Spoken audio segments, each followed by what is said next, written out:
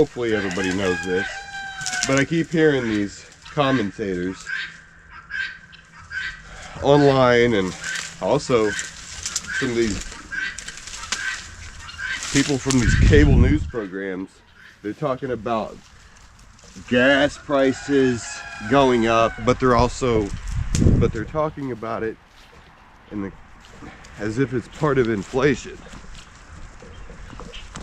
Inflation will play a part in the rise in gas prices, but that's not the same thing. And they're talking about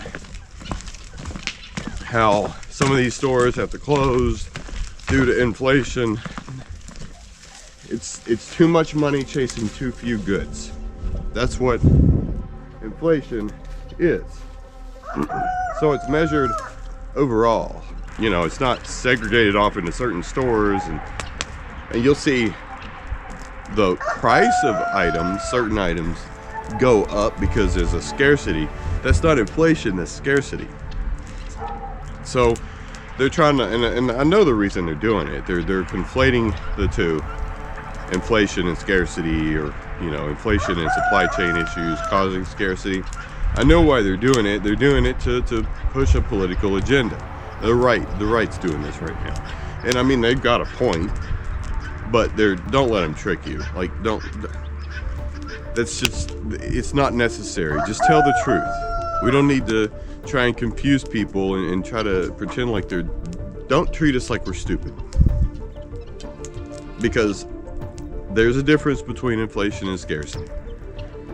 That's not to say that they both weren't done on purpose, okay? But inflation is something that happens over a very long period of time. It has to gradually happen, right? It gets worse and worse and worse. Like, we used to be able to see inflation by looking at years of data, you know, over decades. When it gets so bad that you can physically see, you can tell a difference within a year, that's bad, okay? So we are definitely on track for hyperinflation. Okay, we are at a point right now where I don't think we could turn it around. We couldn't take out enough money from the economy, because first we'd have to stop printing it, okay? And we're not gonna do that. It's pretty obvious that we're not gonna stop printing. We're not gonna stop raising the debt ceiling. So if we can't make cuts and start taking money out of circulation so that we have fewer dollars chasing more goods, then there's no way to reverse inflation. The dollar will collapse. That's math. That's just how it works, because they're going to constantly print money, okay? And they're not going to stop printing it. And even if they stop printing it, we have to then take money out of circulation to chase, and we have to keep producing goods. Right now, we are not producing. We're just printing money, okay? We're doing the exact opposite of what is necessary to fix inflation. So you can only do that so long. Money doesn't grow on trees.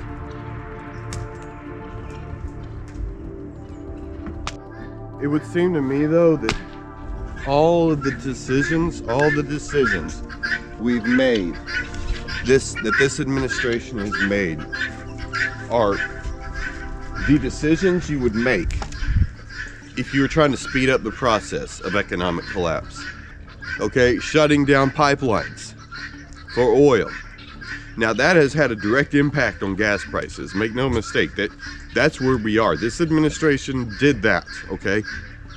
So that's where we are now with gas prices. We are less independent now than we were. So now we have to get oil from other places. And it also takes money just to ship it, right? Like, it takes money to get it here. If you're talking about getting oil from the other side of the world, it's going to take some money to get it here. Quite a bit. We have to get it from somewhere else. Gas price goes up. I mean, that's a direct impact. So that is what it is. I mean, it's just the facts, okay? Now, why they would do that? It's a bad decision. I mean, you can play word games all day long with it, okay? But in the end, why ask why? There's no reason to ask them why, because they're just going to play word games. So you just have to look at it based on its own merit. Does the good outweigh the bad in a decision? It's a basic decision tree, right? Should I or should I not? Is it better to do this thing or worse to do it? Basic decision making. It is worse to shut down our own oil reserves and be dependent on other countries. That's it. And if you think it's better, if you just have money to burn in the gas tank and you think that it's better to pay more for something, okay, it must be nice to be rich, I guess. We're not all rich, so I guess I really can't. That line of reasoning, I really can't go there. I can't understand that.